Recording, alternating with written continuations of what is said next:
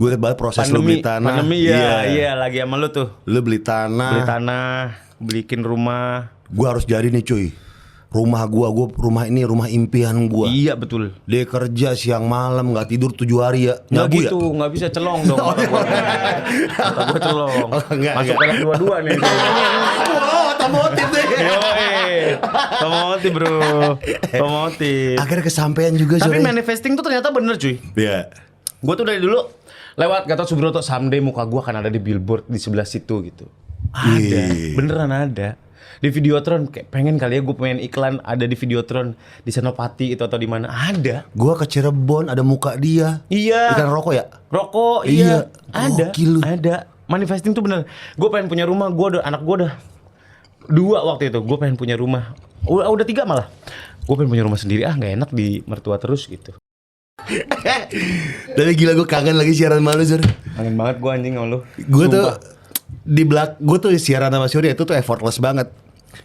Kita ya skrip itu cuma selembar. Iya, bener. HPS dan Iya, itu juga nggak nyampe selembar. Skrip selama dari jam 6 sampai jam 10 itu cuma selembar kita. Iya. Ada ya? Ya itu baru tahu gue. Ada. Yang built in kita tuh apa dulu? Sensasi adem gitu. Gue lupa lagi.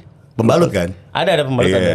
Terus kita punya ada perumahan. Perumahan juga. Wah itu zaman momen paling menyiksa seorang penyiar adalah ketika harus talk show 1 jam dengan topik yang lo nggak ngerti.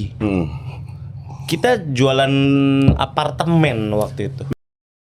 Apa? Dengan orang tuh butuh recharge. Iya betul. Dan emang pekerjaan yang paling dekat sama gila kelihatan orang-orang itu komedian yang harus entertaining orang. Iya. Karena mereka nggak peduli kan kita lagi. Banyak nggak mau duduk aja. Kayak gue pegel banget. Setia juga kan. Duduk aja. Ya lo aja udah lo. Karena orang-orang nggak mau tahu lu lagi kayak gimana. Gitu.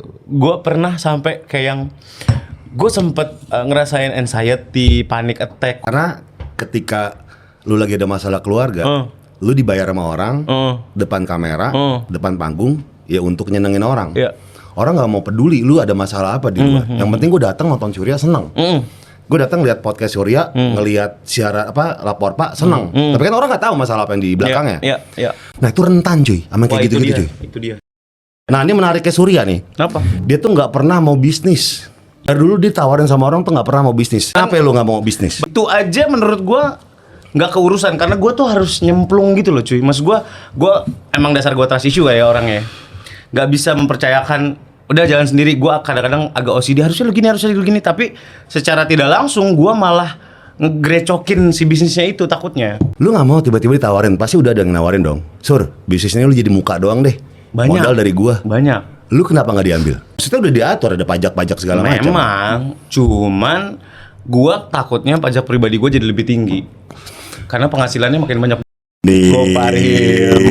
Jadi kaya raya sekarang. Amin ya Allah. Dulu jokesnya Surya itu adalah menertawakan kekayaan dan meningkatkan kualitas dari kemiskinan, ya gak? Iya benar. Sekarang udah kaya, masih ini nggak Sur? Kagok akan bercanda-bercandaan kaya gitu? Enggak juga. Bercandaan kaya tuh apa? Ya kayak misalnya dulu lu bilang ada orang kaya tuh harus ada Gucci yang tebel. Iya, tapi kan udah punya semua sekarang. Nggak ada Gucci rumah gua. Nggak ada Gucci? Chanel ada.